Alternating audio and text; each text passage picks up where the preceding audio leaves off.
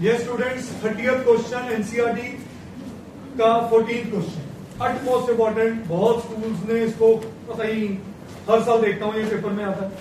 क्या है क्वेश्चन, बड़े ध्यान से समझना। A 1.2 meter tall girl spots a balloon moving with the wind in a horizontal line at a height of 88.2 meters from the ground। हाँ जी, क्या है कहानी? ये तू गया था ना इस्तांबुल के साइड, कोई ऐसी जगह जहां बहुत सारे हॉट बैलून उड़ते हैं, ये वहीं से ली हुई एग्जांपल है।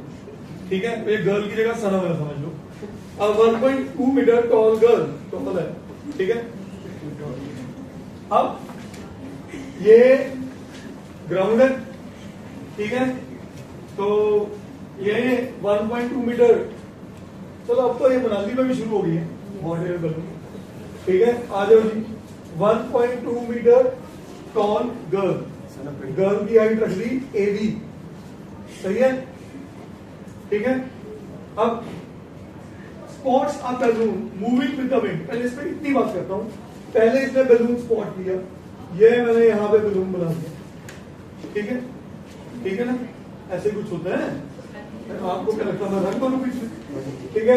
इसने स्पॉट किया इस बैलून को, सही है, गॉट इट, ठीक है। इमेजिन करो moving with the wind in a horizontal line, ये सबसे इंपॉर्टेंट बात है इस क्वेश्चन का। मूविंग विद द विंड इधर इन अ हॉरिजॉन्टल लाइन का मतलब समझाओ। हाँ बिल्कुल, तो ये इसकी हाइट बदल नहीं रही, चाहे इधर जाए चाहे उधर जाए। कहानी पहले बड़ी क्वेश्चन की, आगे। The angle of elevation of the balloon from the eyes of the girl at any instant is 60 degree. कहते हैं जब उसने पहली बार देखा उस बैलून को, तो उसकी एंगल ऑफ एलिवेशन कितना है? 60 डिग्री, सही है। आगे बढ़ते हैं। After some time the angle of elevation reduces to 30 degree. कुछ टाइम बाद एंगल ऑफ एलिवेशन कितना हो गया? तो वान्या तेरे लिए क्वेश्चन है, बैलून इधर क्या गया, इधर आया, इधर आया ना। जब आएगा तो एंगल कम होगा, जब दूर जाएगा तो एंगल कम होगा। अशीम जी नहीं समझी? अरे यहां करके देखा तो गर्दन इतनी एंगल में, पास आकर देखा तो गर्दन ऊपर। तो जितना नजदीक आऊंगा ऑब्जेक्ट पे एंगल उतना बढ़ेगा, और जितना दूर जाऊंगा ऑब्जेक्ट का एंगल ऑफ एलिवेशन छोटा होगा। तो ये बैलून यहां पहुंच गया, ठीक है, इधर ओके। तो अब एंगल ऑफ एलिवेशन कितना हो गया? लड़की उधर, लड़की की उधर पीछे बचेगी। अच्छा, इसका पता भी नहीं, लड़की से वही करिए, मैं मिल लो लड़की से नहीं, ठीक है। तो इस्तांबुल पे खड़ी है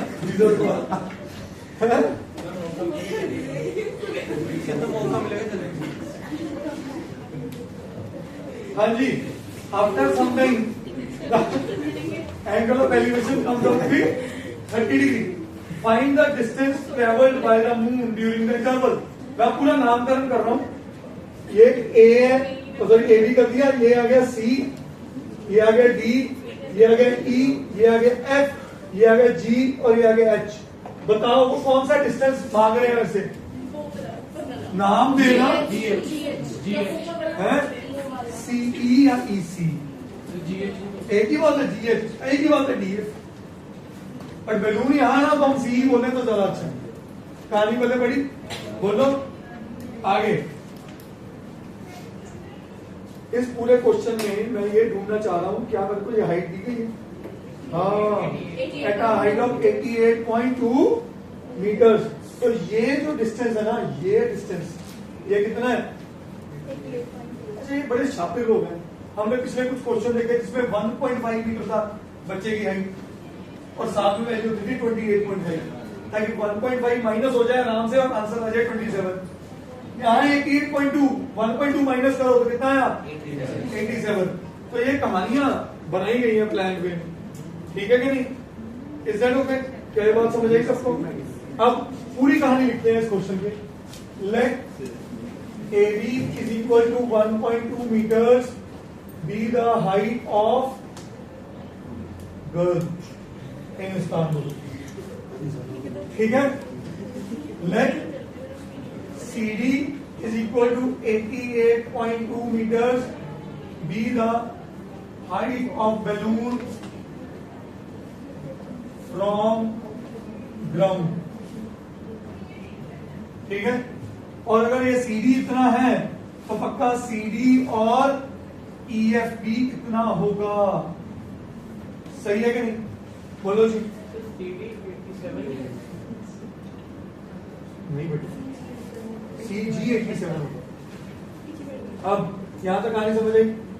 late CE be the distance traveled by moon, oh sorry, balloon in the horizontal line। जो उसने कहा आपने अपनी अपनी भाषा में लिख दिया। अब बनते हैं क्वेश्चन के अंदर, क्या ये 90 डिग्री एंगल, क्या ये 90 डिग्री एंगल? अगर ये 1.2 है तो ये 1.2 है, ये 1.2 है, ये 88.2 है, तो ये कितनी आई? 87 आई कि नहीं आई? बोलो। सिमिलरली ये भी कितनी आई? 87 आई कि नहीं आई? सही है, इसको मैं x ले लूं, इतने को और इतने को y ले लूं, चलेगा? अब क्वेश्चन से आ रहा है।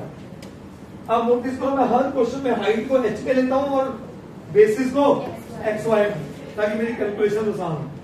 अब आ जाओ क्वेश्चन के अंदर। इन राइट ट्राइंगल CGA 87/x, इस ट्राइंगल में आ जाओ, इस ट्राइंगल में मेरे बच्चों। हाँ जी, एंगल कौन सा? 60 और साइन कॉस के tan। हाँ, इतनी गेम समझनी शुरू हो चुकी हो। tan of 60, tan 60 is, तो यहां से आ गया x आ गया 87/√3। क्या मैं x में इंटरेस्टेड हूं? नहीं हूं। मैं किस में इंटरेस्टेड हूं बेसिकली? क्योंकि अगर ये y है तो ये डिस्टेंस भी क्या हो गया? y। समझ आ गई चीज? मैं किस में इंटरेस्टेड हूं बेसिकली? y में। ठीक है, तो मैं इसमें इंटरेस्टेड नहीं हूं, तो मैं एक्सप्लेन नहीं करूंगा। आ जाओ जी। In right triangle EHA 87/x plus y is equal to tan of 30। tan 30 कितना होता है?